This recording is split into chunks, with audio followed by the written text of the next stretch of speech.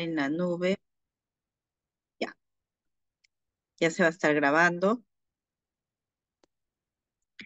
Más bien lo que quiero es...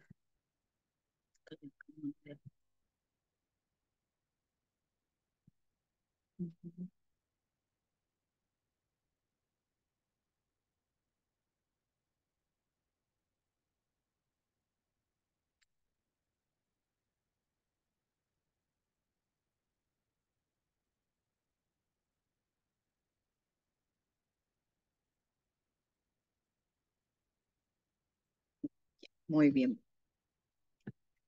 Voy a admitir nuevamente y voy a compartir mi pantalla ya.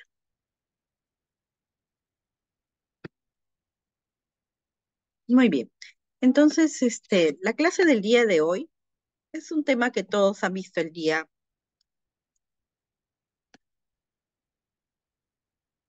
que todos ustedes han visto hoy día. ¿Pueden ver la presentación completa? Sí, ¿no? Sí, Chicos. doctora. Sí, Ya. doctora, sí se ve.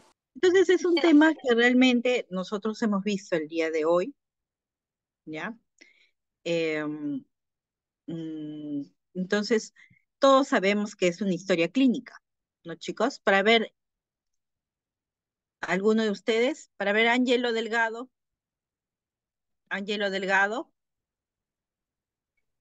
Buenas tardes, doctora. Buenas tardes, Ángelo, para ver, para ti, ¿qué es una historia clínica? Es la historia o el historial de un paciente con datos relevantes. Ya, muy bien. Para ver, vamos a ver, Angie Valeria Terán. Angie Valeria Terán, Doctora, buenas tardes. para ver, ¿qué más? La Ángelo historia tiene razón, pero falta algo más. bueno, Profesora, disculpe. es una narración ordenada, es ¿Eso detallada, qué? es una narración ordenada, detallada de acontecimientos importantes, ya sea del pasado del paciente o del presente. Eh, También se puede decir que la historia clínica es un documento médico legal. Muy bien, es un documento médico legal, ¿no? Donde nosotros vamos a consignar datos de nuestro paciente. Muy bien. Entonces, como ya todos tienen una noción, vamos a ir a ver qué partes, ¿no? Y qué es en realidad este curso que estamos llevando nosotros de introducción a la clínica. Entonces, esta introducción a la clínica, como todos ustedes ya les han explicado sus docentes, el día de hoy les han dado la bienvenida y les han dicho de que la introducción a la clínica es el primer contacto que van a tener ustedes básicamente con su paciente, ¿no? En el cual ustedes van a comenzar a obtener ya información directamente del paciente o de repente indirectamente o de repente de una manera mixta, ¿no? Por lo que viene el paciente, por lo que acude el paciente. Tomando datos, ¿qué datos tomamos? Tomamos datos subjetivos, que van a ser los síntomas, y vamos a tomar datos objetivos, que van a ser los signos que nosotros vamos a poder ver, que vamos a poder apreciar, ¿no? Eso es la introducción a la clínica. Entonces, como ya les he mencionado, el síntoma va a ser la manifestación subjetiva. Síntoma, lo que siente el paciente. Eso es lo que él le va a decir.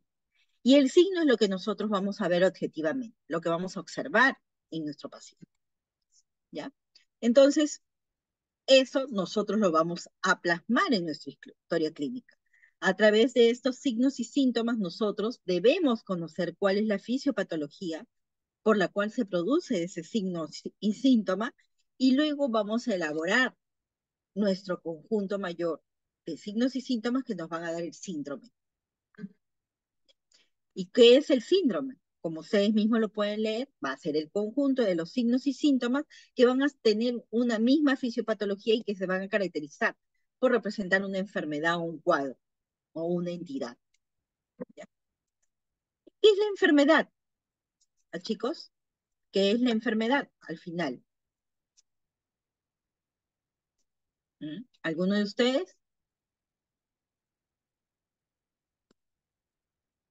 Andrea, para ver, muy bien. Sí, doctora.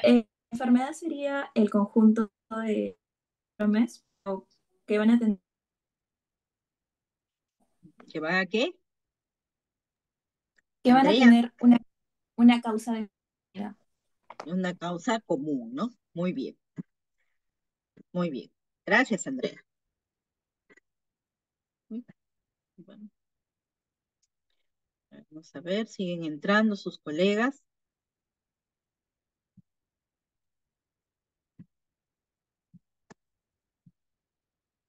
Ya, muy bien.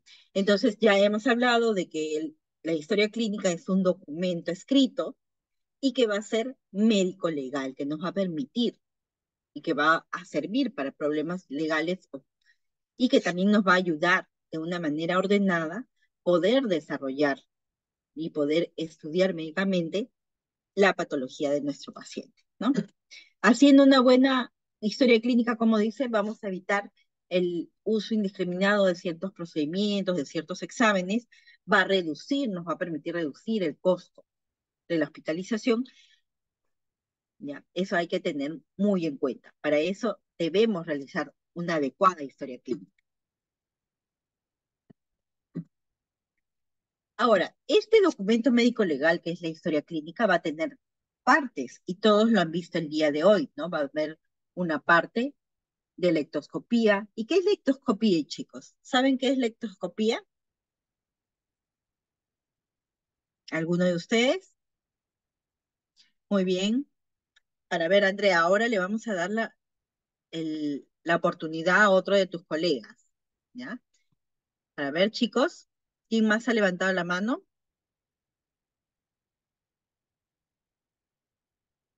¿Mm? ¿Quién más, chicos? ¿Alguno de ustedes? ¿Qué es lectoscopía? Sí, doctora, ¿puedo? Sí, Eh, adelante. bueno, la ectoscopia va a ser todo aquello que vemos primero en el paciente, ¿no? Por ejemplo, como usted había comentado, la edad aparente, si está aparentemente en estado de gravedad o no, y una fase característica. Muy bien, o sea, un signo resaltante, ¿no? Algo que nos llame la atención. Muy bien. Entonces, una segunda parte que va a ser la anamnesis, que la vamos a hacer nosotros, la tercera parte que va a ser el examen físico, la cuarta parte que va a ser el diagnóstico provisional o presuntivo. Vamos a solicitar nuestros exámenes auxiliares y ya conjuntamente con toda la historia clínica nosotros vamos a poder llegar a un diagnóstico definitivo. Vamos a ver una parte de pronóstico, el tratamiento que vamos a instaurar en nuestro paciente, la evolución de nuestro paciente, que es la que diariamente nosotros relatamos en la historia clínica, la hoja o gráfica clínica en la cual, ¿qué vamos a consignar nosotros en esta hoja o gráfica clínica? Lo vamos a ver después. Y yo supongo que el día de hoy todos ustedes han empezado a poder observar esta hoja, donde vamos a tener, ¿qué cosa vamos a consignar ahí? ¿Alguno de ustedes? Para ver, chicos. Muy bien, Angie. Las funciones vitales, doctora. Muy bien. Las funciones vitales. ¿Y cuáles son esas funciones vitales, Angie? La presión arterial, el pulso, la frecuencia respiratoria, Muy temperatura. bien. Temperatura. Y también, ahora también sumamos la saturación de oxígeno, ¿no? Muy bien. Y la hoja final, que va a ser la epicrisis. Muy bien. También hay hoja de balance hídrico, que también podemos usar en cierto tipo de pacientes. Muy bien. Gracias, chicos. Vamos a continuar.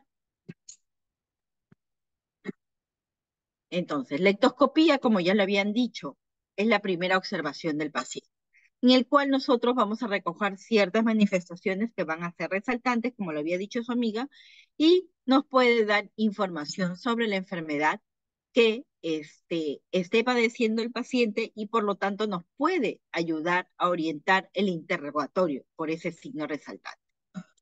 Muy bien. La ectoscopía viene de dos vocablos que ustedes tienen que conocer. Ecto, que es fuera, y scopus, que quiere decir observar. Observar desde afuera, observar lo de afuera, observar lo que nosotros podemos ver de nuestro paciente, ¿no? Muy bien. Nos va a dar datos muy bien, como dijo su compañera, de estado de gravedad, la edad aparente o un signo destacado.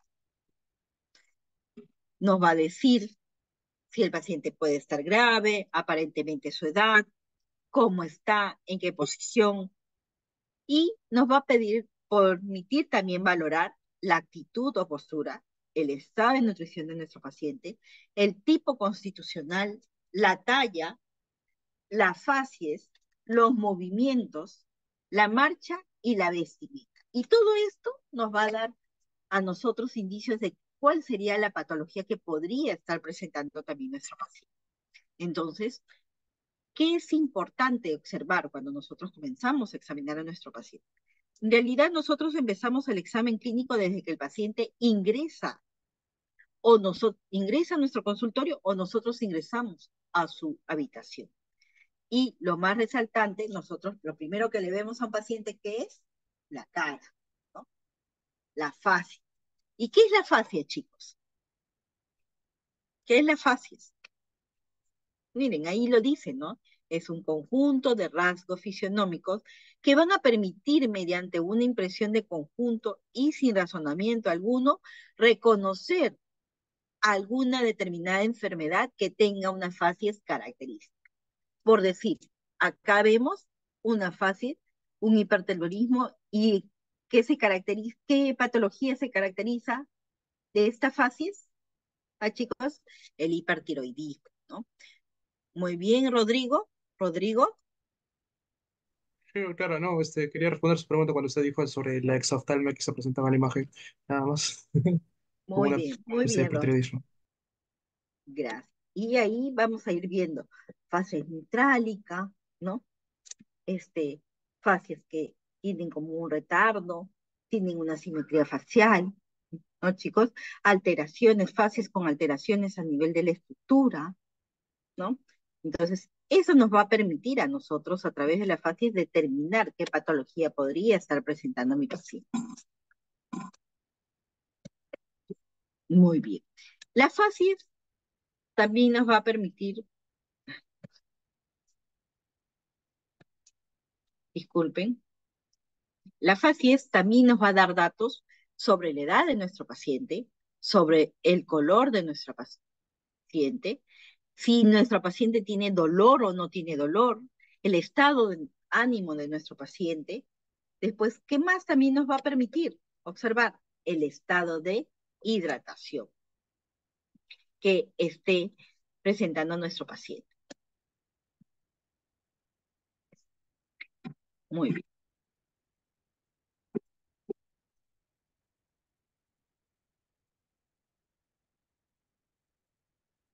Uy, ¿qué has activado esto?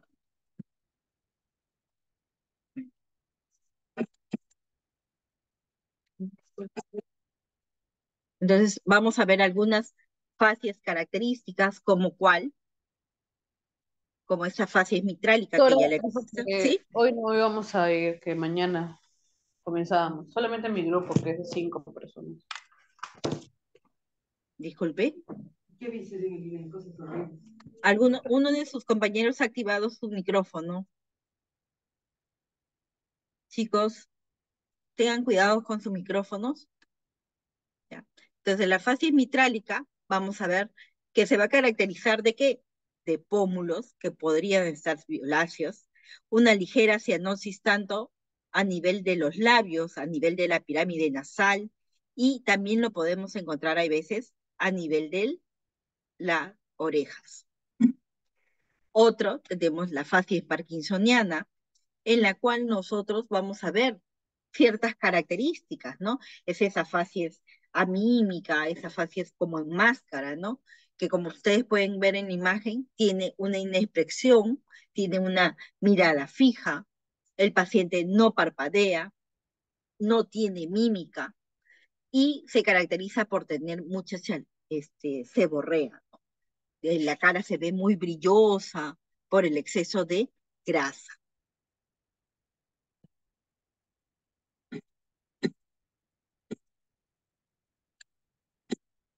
Después tenemos otras facies, ¿no? Facies del síndrome de Clauder-Bernard Horter, en el cual nosotros debemos observar bien a nuestro paciente y vamos a observar que éste va a presentar una disminución de la hendidura palpebral, presentando un enoftalmo del lado paralizado, del lado comprometido.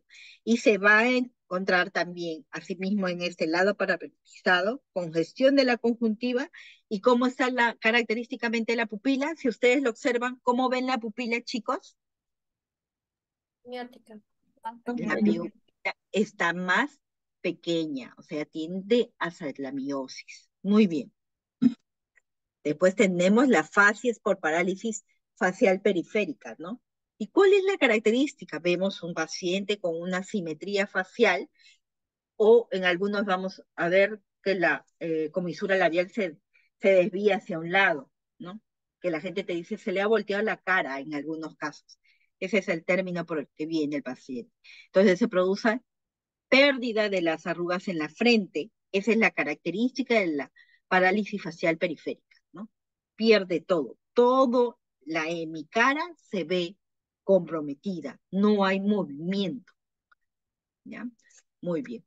Tiene aumento de la hendidura palpebral, tiene epífora, desviación del ojo y de la comisura labial hacia arriba. Esas son las características que ustedes van a ver en este paciente. La facies adenoidea que es muy característica de los niños, ¿no? Entonces, los niños, ¿qué es lo que vamos a encontrar? Son niños que duermen con la boca entreabierta, tienen una cara un poco más alargada, su mirada está un poco más decaída, se podría decir, porque no duermen bien. Tienen los pómulos aplanados, la nariz y los labios van a comenzar a sufrir, y los dientes, la arcada dentaria, también comienza a sufrir alteraciones por la forma que toma el dormir, ¿ya? Y característicamente tienen ojeras, porque no duermen adecuadamente estos niños. Aparte comienzan a hacer una éstasis venaz en esa zona. La facies mediastínica, paciente que tiene una cara abotagada, cianótica, puede presentar ingurgitación de las venas del cuello y esto se va a deber por la obstrucción de la vena cava superior. La facies ictérica, ¿quién no ha visto una facies ictérica? Ustedes han visto pacientes con un tinte amarillento tanto en la piel de la cara como en las escleras. Y característicamente, ¿en quiénes lo podemos encontrar? Esta facies ictérica. ¿Alguno de ustedes, chicos? En los pacientes que tienen cirrosis, doctora. Muy bien, en estadios ya avanzados. ¿En quién más, chicos? Cáncer hepático. Muy bien, en pacientes con cáncer hepático, con cáncer pancreático, pacientes que tienen compromiso de vía biliar. Muy bien, ¿qué más? Sí, Ángelo, Una anemia hemolítica. pacientes con anemia hemolítica. Muy bien, pero el paciente va a estar más pálido, ¿no? La facies acromegálica característica, ¿no? De pacientes con rasgos toscos que comienzan a tener una nariz prominente, el maxilar inferior aumenta de tamaño, los arcos superciliares se marcan más, labios y lenguas también crecen, las manos, ya si nosotros comenzamos a descender, comenzamos a observar que ya nuestro paciente tiene un aumento del volumen de las manos, de los pies, pero no en longitud, sino a nivel del ancho. Esto mayormente la acromegalia, ¿en qué pacientes se da? ¿En niños o en adultos? ¿Eh, chicos? En adultos. Adultos. Y en niños que tienen la misma alteración hormonal, pero en niños, ¿cómo se determina, cómo se denomina? Gigantismo. Gigantismo, doctora. Muy bien, chicos, muy bien.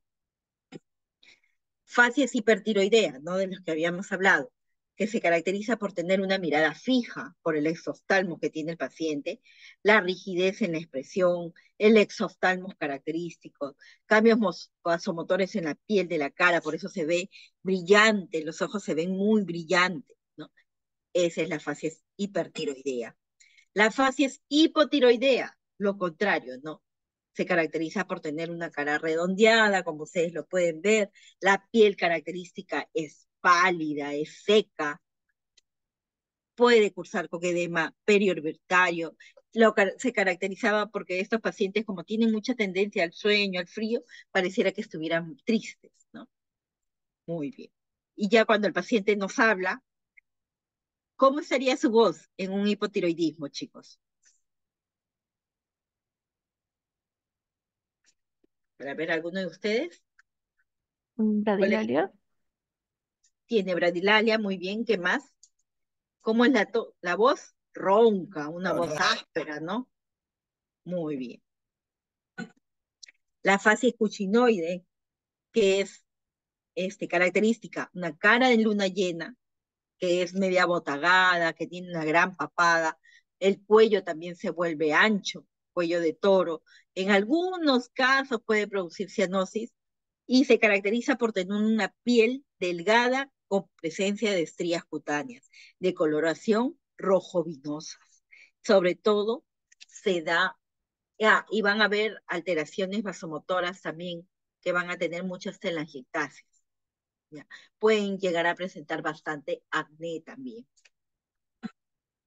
La fase es virilizante, ¿no? Vamos a ver rasgos varoniles en pacientes mujeres, donde va a haber aumento del vello en las patillas. Normalmente las mujeres no tenemos la misma cantidad de vello en las patillas a comparación del hombre, ¿no?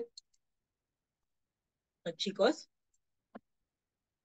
Tampoco en el labio, en el mentón, en vello en el pecho, tampoco es normal que se presente en pacientes mujeres, ¿no?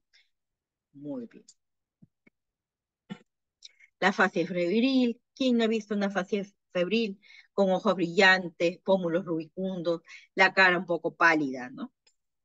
La fase de trisomía 21, donde vemos los pacientes que presentan esos ojos oblicuos, algunos tienen una microcefalia, los labios característicamente gruesos, la macroglosia que llama mucho la atención, el hipertelorismo también que presentan y la presencia del epicanto en este tipo de pacientes. La implantación del pabellón auricular también es bajo, ¿no? La fascia es dolorosa, característica. ¿Quién no ha visto una fascia dolorosa? La fascia es caquética, ¿no? Donde se ve pérdida de la bola de Bichat, se ve aumento en la hendidura temporal, ¿no? Se marca más la zona malar. Otra cosa que vamos a ver, ¿cuál es el siguiente ítem? Ítem, la actitud, donde vamos a ver posición o postura que va a adquirir nuestro paciente, tanto en condiciones normales o en condiciones de enfermedad. Y ahí vamos a incluir también la posición de pie, la posición sentada, la posición acostada o de decúbito, o la lateralización que también puede darse de decúbito lateral, ¿no? La actitud sentada, como ustedes pueden ver, se presenta en ciertas patologías, ¿ya? Mayormente en pacientes que tienen procesos respiratorios o cardíacos.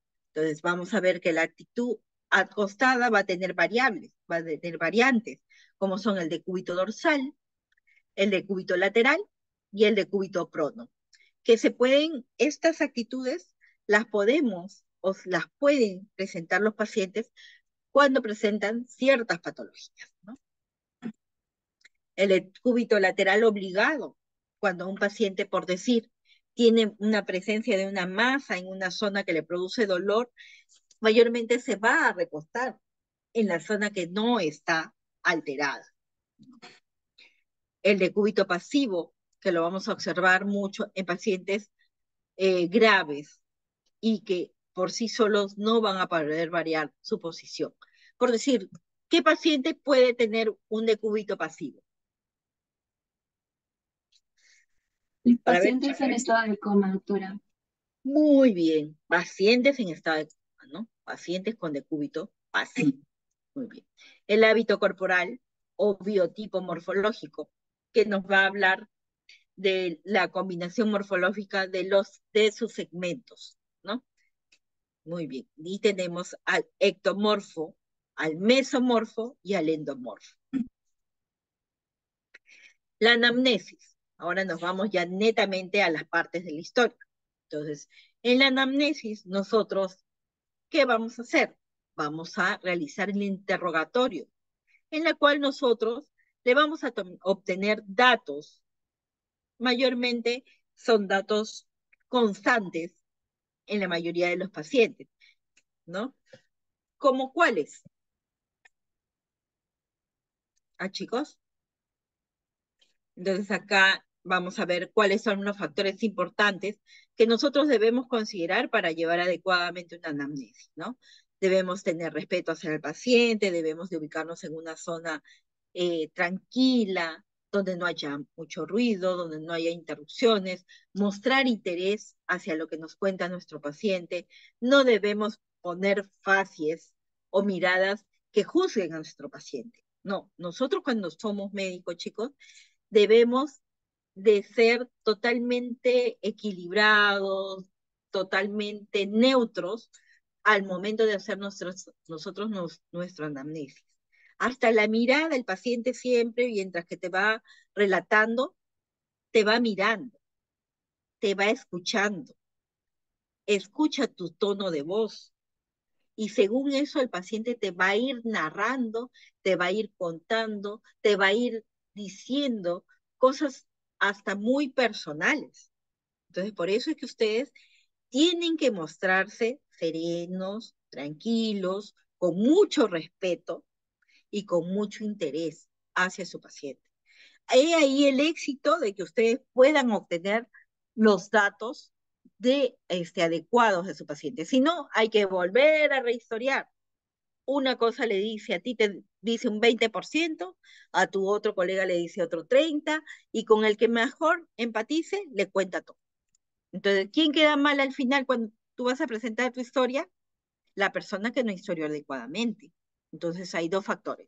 O el paciente estaba muy cansado en ese momento, o se sentía mal, o vio de que tú no tenías interés. Entonces, hay que tener mucho cuidado al momento que historiamos a nuestro paciente. ¿Ya? La anamnesis. La anamnesis es, puede ser directa o indirecta. ¿Ya? Directa, cuando yo interrogo directamente al paciente. Eso quiere decir que mi paciente, ¿cómo debe estar? Totalmente consciente, tiene que estar estable, no, para poder yo dar, para que poder obtener, para poder preguntarle, para que me entienda adecuadamente las preguntas. Indirecta, por decir, en un bebé, en un niño, en un anciano, en un paciente que tiene ya alteraciones psicológicas o de repente ya está cursando con demencia, debemos de hacer una anamnesis indirecta. Le hacemos las preguntas a él, pero también tenemos que preguntarle a su familia o a la persona que vive con él, ¿no? Porque un bebé, por decir, a nosotros no nos va a decir, me duele, a menos que esté un poco más grande. Un bebé, si no habla, ¿quién va a ser la persona que me va a dar los datos?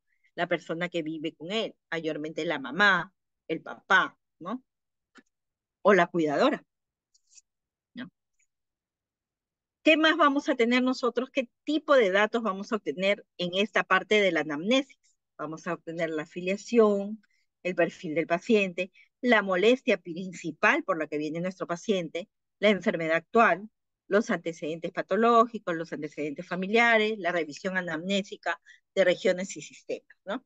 Entonces, en la anamnesis en la primera parte vamos a ver la afiliación que ustedes van a encontrar y ustedes hoy ya han conocido el formato de todas las historias clínicas de cada hospital, ¿no? Entonces, ¿cuáles son los datos constantes en una afiliación, chicos? A ver, ¿alguno de ustedes? El nombre, Doctora, ¿puedo? Claro, el nombre, la edad, el el sexo, ¿no? sexo, Como raza. ustedes Religión, Claro, raza. como el ustedes DNI. observado, claro, como ustedes observan, son datos constantes. Entonces, en la primera parte, nosotros prácticamente vamos a tomar solamente datos que ya están y que nosotros debemos memorizar, porque al final ustedes tienen que llegar a la capacidad y van a darse cuenta que ustedes mismos ya van a aprender el orden y qué es lo que necesitan para realizar su historia clínica. Ya no van a necesitar un formato, porque ustedes mismos lo van a poder redactar. Muy bien. Una buena anamnesis, como decía Corner, me va a representar la mitad del diagnóstico.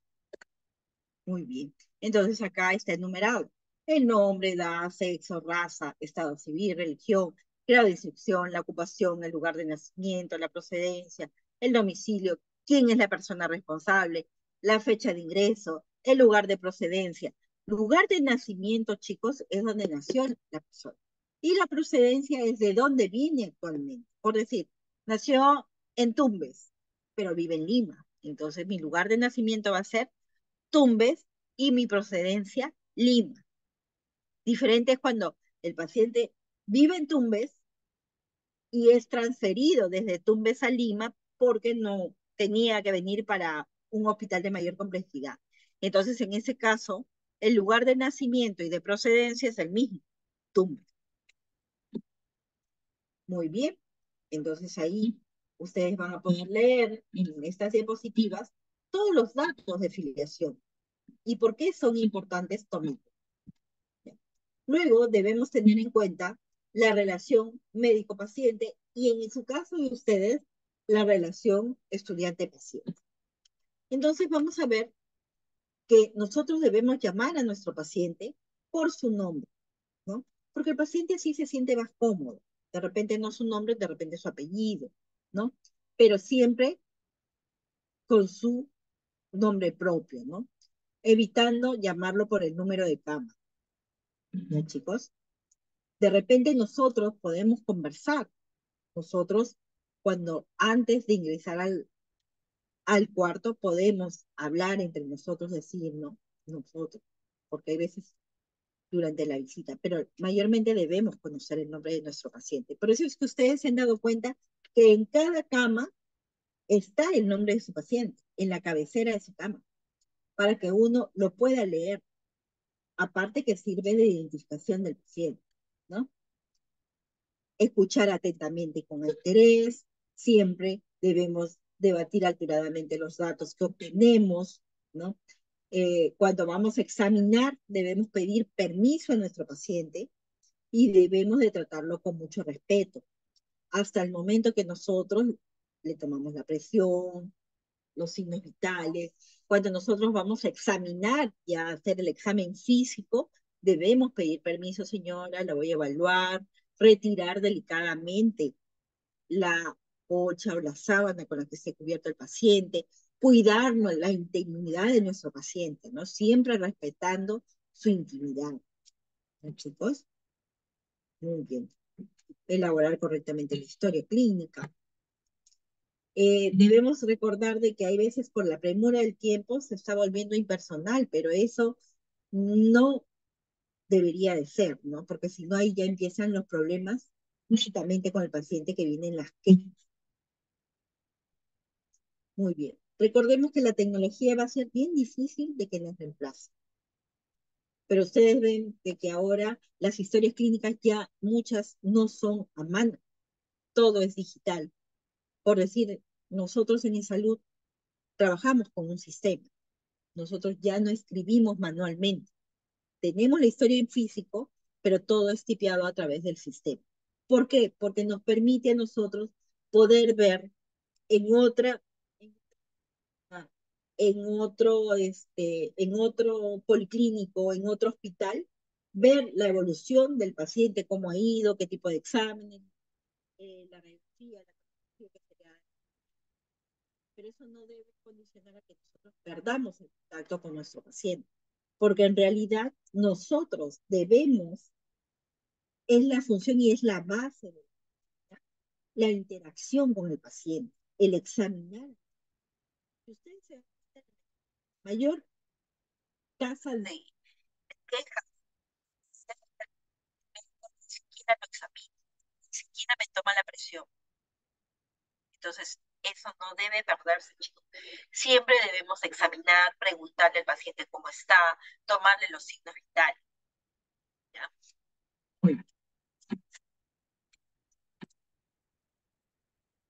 Siempre recordarte que todos los datos que nosotros obtenemos son íntimos y confidenciales. terminar, debemos recordar de que nosotros utilizamos todos nuestros signos vitales, nuestros sentidos, como cuál está el oído, el olfato, el tacto. Todo eso nosotros utilizamos. Entonces pasamos a la anamnesis, a lo que es la enfermedad actual por la cual viene nuestro paciente. Entonces acá nosotros, ¿qué datos vamos a tomar? Los síntomas principales, la descripción cronológica de la enfermedad por la cual acude nuestro paciente. Y hay momentos en que nosotros no vamos a poder conceptualizar o describir bajo un término médico lo que el paciente nos dice. Entonces, en ese momento, nosotros debemos de anotar entre comillas las palabras que nos dice, cómo nos describe el paciente, ¿no? Debe ser clara, ordenada, cronológicamente y siempre teniendo una referencia base. En la enfermedad actual vamos a consignar por qué acude nuestro paciente, cómo ha ido evolucionando su enfermedad, ¿no? Debemos tener en cuenta sobre todo y poder realmente discernir cuál es la molestia principal. ¿Por qué razón mi paciente acude a hacerse ver? ¿No? Eso es lo que al paciente lo molesta, le incomoda, le quita el equilibrio de su salud. Por esa razón es que nuestro paciente acude, ¿no? Entonces, nosotros cómo vamos a determinar o cómo vamos a plasmar ese término. Mi paciente viene por dolor torácico, dolor de cabeza, fiebre, diarrea, vómitos, tos, ¿ya? Ese es el signo principal. Luego ya cuando relatamos, decimos cronológicamente cómo ha ido apareciendo, cuánto tiempo presenta ese síntoma. ¿Cuáles son las preguntas que nosotros vamos a realizarle a nuestro paciente? Le van a hacer qué, cómo, cuándo empezó, cómo empezó la enfermedad, con qué síntomas se presentó, cómo evolucionaron los síntomas, fue la primera vez que se presenta o tuvo algo parecido anteriormente, eh, a qué cree él que se debe su enfermedad, se hizo alguna consulta antes, le tomaron algunos exámenes, ha consumido algún medicamento, ha mejorado o no. También debemos tener en cuenta la enfermedad actual, en la cual nosotros vamos a decir, vamos a obtener datos. Tiempo de enfermedad, ¿hace cuánto tiempo empezó el primer síntoma de la enfermedad por la que él viene? ¿Cómo inició? ¿Fue súbito o fue haciéndose gradual? ¿El curso fue progresivo o episódico? ¿Cuáles son las partes de esta enfermedad actual? Entonces yo tengo que ver. Mi paciente tiene una enfermedad previa, entonces yo digo, tiene diabetes mellitus, ¿no? Porque la diabetes no se cura, la diabetes se trata. Entonces tiene un antecedente. Relato cronológico de los síntomas. Nosotros debemos de ver cronológicamente cómo fueron apareciendo los signos y síntomas y deben ser narrados de una manera adecuada, entendible.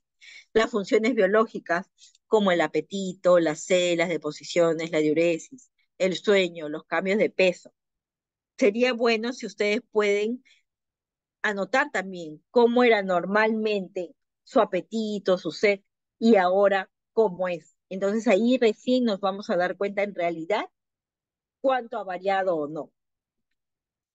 Acá hay unos ejemplos de la narración y lo otro que debemos tener en cuenta va a ser la ampliación de la anamnesis o la revisión del examen por aparatos y sistemas. Pero todo esto va a ser anamnesis. Todavía hasta ahí no vamos a examinar, solamente vamos a preguntar.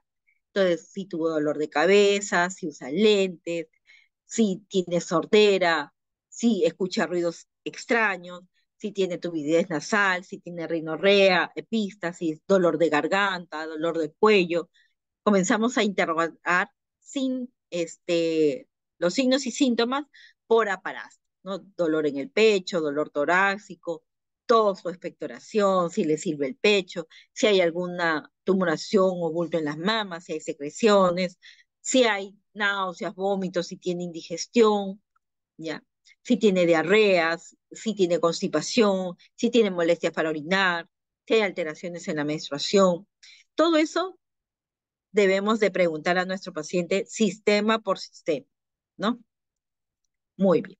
Y acá les traigo unos formatos que utilizamos nosotros, en este caso, eh, yo trabajo en el Hospital Rebagliati, y esta es una de las hojas que nosotros utilizamos, que es la hoja de balance hídrico, y que ustedes van a ver conforme van pasando los diversos segmentos que son necesarias. Estas hojas nos van a permitir ver el ingreso y el egreso de nuestro paciente. Y como ustedes ven, acá hay varias columnas de 7 a 1 de 7 de la mañana a 1 de la tarde, de 1 de la tarde a 7 de la noche, de 7 de la noche, alguien está escribiendo de 7 de la noche a 7 de la mañana, y luego se hace un total de las 24 horas, ¿no? A nivel de ingestas vemos lo que ha ingerido oralmente, lo que ha tomado, parenteral, si tiene una vía, si le estamos pasando medicación,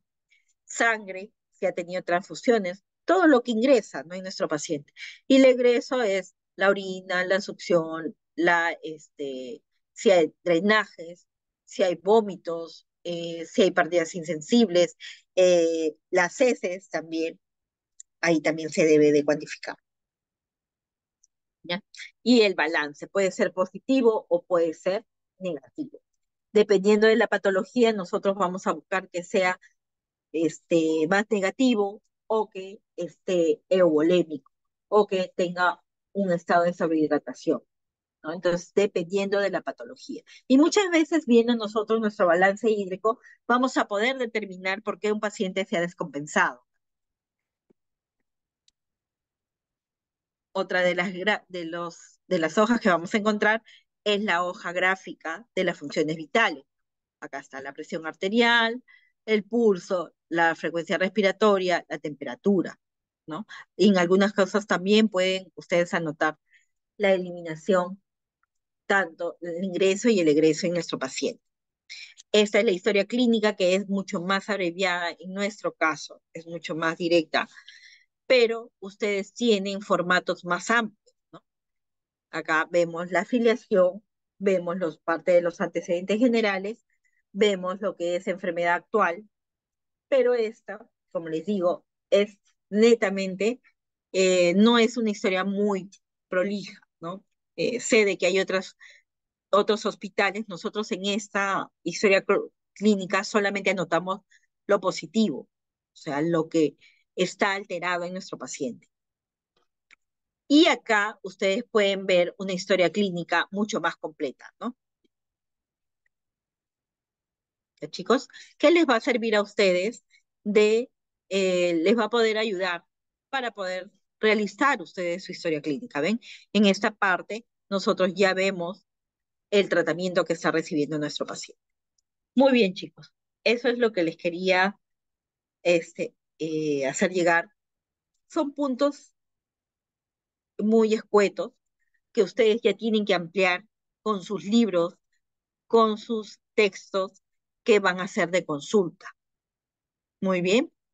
Pero de esta manera hemos hablado algo de lo que ustedes ya han visto el día de hoy, porque todos hemos visto historia clínica, todos hemos agarrado nuestro formato, todos hemos leído, todos hemos hecho de repente hasta la afiliación, ¿no, chicos? Y ya durante el desarrollo de todas estas clases, de toda esta primera rotación que es generales, ustedes van a ir aprendiendo, adquiriendo sus destrezas, y van a ir desarrollando sus competencias para poder realizar adecuadamente una historia clínica. Muy bien, chicos. Muchas gracias.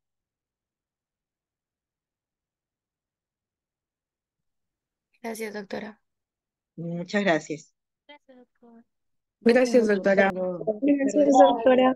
Muchas Gracias. gracias, Doctora. doctora. Y más bien ingresen, por favor, a la siguiente clase con el doctor Rubio, creo que es. ¿Ya? Gracias, Muchas doctora. gracias. Hasta luego.